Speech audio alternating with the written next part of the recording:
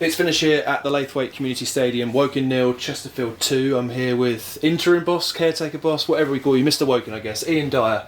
Ian, defeat again here today, but I don't think it really told the whole story of the game. What are your thoughts? Yeah, I think we were competitive in the game. I can't fault the players' effort and application towards what we were trying to do and what we asked them to do. And I think it's clear to see we're lacking that cutting edge at the moment, especially at the top end of the pitch, and it seems we're getting punished for every mistake we're making, and you know, certainly felt like up until the first goal we were very much in the game. We were asking more questions and getting into some good positions in the final third without really having that last action, that last moment to really, you know, create a good chances, I guess, getting in behind them. And yeah, the first goal was a poor moment for us. You know, it's a straight pass into a central midfielder, and it's intercepted, and they're in behind us. And you know, it was difficult really, because I felt like there were some positives in that first half, and like I say, it's when you're playing against a team like Chesterfield, and you know, you look at the strength in depth that they've got.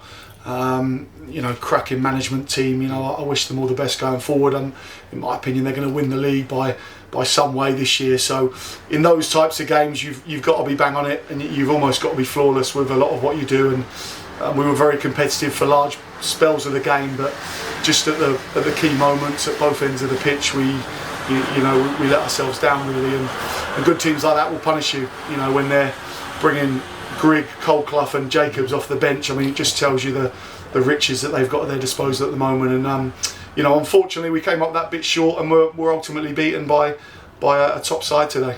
And you're right, the first half an hour, I thought you held your own, and based off what Woking and Chesterfield did last year, there didn't really seem that much between the two sides before the first goal. No, I was pleased with that. I was pleased with the start to the game. I thought we showed a little bit more belief than Saturday, and we wanted the players to engage their players higher up the pitch and not sit in, try and you know, go and get up against people and press a little bit higher. And we certainly did that, and we turned, when the ball turned over, we wanted to be that little bit brighter with our first pass. I felt Saturday we were very wasteful.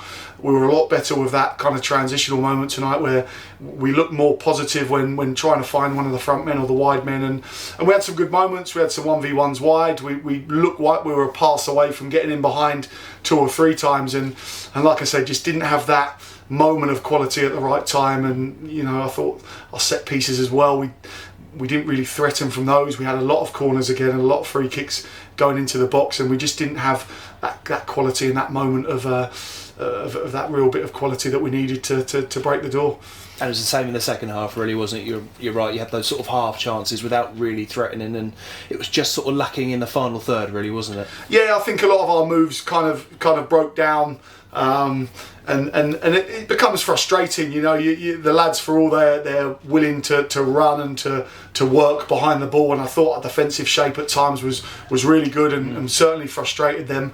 I can't remember the keeper making a hatful of saves. There was a couple from distance, of course, which you'd expect, but other than the 2 goals, there weren't really that many moments that you felt you were going to be breached. And you know, the lads worked incredibly hard off the ball, but you know, the harder you work off the ball, it becomes difficult then, that when you win it back, especially in deep positions, to try and mount attacks, and it became more difficult against a good side. So you're very disappointing. You know, I can't fault what they've tried to do today, the lads, but you know, we've got to hold our hands up and say we were beaten by a much better team than us today.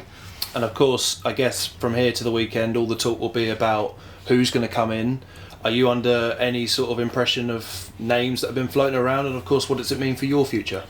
No, I mean, that's not discussions that I'd obviously be part of. That's you know, the owners and the board will obviously have those discussions. I'll be speaking to them probably straight after this interview, and just obviously getting some clarity going into the weekend. At the moment, I don't know what that looks like. You know, it may well be that I'm still in charge, and I'll take the team, and obviously I'll be happy to do that and take that forward into the weekend. And it's obviously quite a quick turnaround now Tuesday night to kind of Friday, getting the players prepared for that game.